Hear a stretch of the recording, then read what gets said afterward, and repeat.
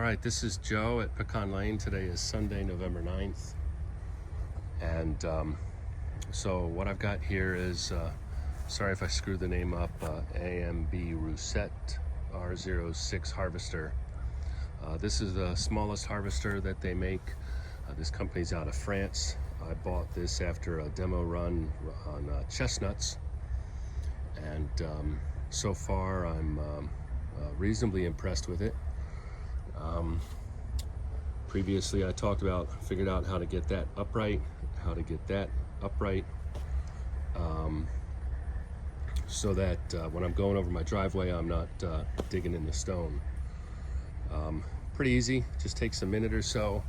And I think what I'm gonna do is I'm gonna get some of these extra clamps, and if there's a special tool for putting those in place, I'm gonna figure out what that is.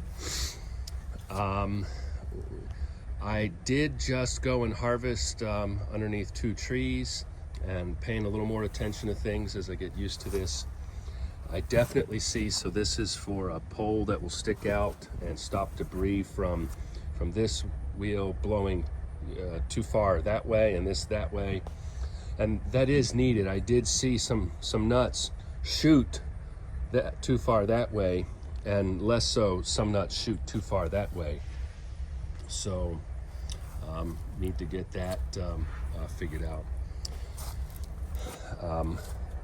I'll get that on order from France. So this here, that adjusts the height of everything, and there are some interesting directions in the owner's manual for that. I have not done a formal check, but the directions are very clear. And particularly with digital imagery, that you can increase the resolution, or the pictures on the screen can really help. Also, it's important to take a look at the fingers underneath there while the operator is sitting there. So if you get this set up, you probably want to have consistently sized people writing. So my trees that I played around with yesterday, I didn't really do any kind of pre-harvest work. I didn't shake the trees, I didn't move the leaves. I did pick up sticks, and I noticed I was getting a lot of grass clumps, leaves, and the like. So normally what I'll do is go around with a leaf blower underneath the trees and blow the leaves out. And so I did that for the 2 trees I just harvested. They're Pawnee variety.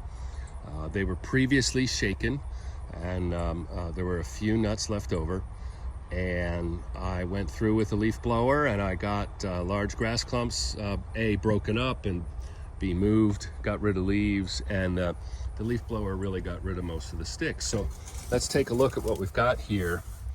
And so I don't know what this is supposed to look like, but I'm happy. We see we've got a lot of stick tights here. That's probably my fault as far as management. We'll be addressing that for next year. But I've got mostly pecans, and so this would be easy to go and dump out in some kind of a cart, and I'd be good to go. So I'm happy with this. I do think that as integrating this into a management practice, you do need to sweep your orchard floor first, or get a blower on the back of your tractor to blow loose debris out. Otherwise, you're going to be emptying tons and tons of stuff out. They do say to wear dust protection and eye protection, and we see here it's very much so needed. So that's what we've got going on, and I just wanted to share my experience with that. I don't see many self-propelled harvesters available. What's available from Savage is a pull behind for a tractor. I've played around with it a little bit.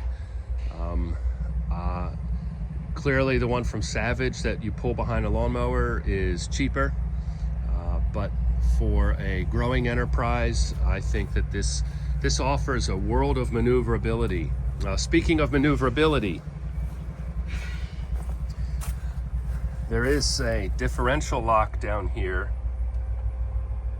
and I just took the differential lock off, and I think I had much better tighter turns, so that worked out nicely, and I'll leave the differential off for the most part. Also, I hope I didn't have any untoward effects. The folks that towed this, they apparently had to winch it from one trailer to another, and there's some very specific directions on how to disengage something prior to towing. So if you ever buy one of these used, I would say you need to read the owner's manual and don't just let someone else handle it. You really need to be there for the towing. You need to understand the towing capabilities, and transport probably with these things up. I don't know if this is kind of new damage or what happened there during the tow, but yeah, there we have it. And I hope if you're looking at pecan harvesters, or maybe a harvester for some other nut or fruit, that you find these helpful. I tend to not find much online for small pecan growers, and so I'm just trying to share my experience, and heck, this is kind of fun and new for me. Thank you.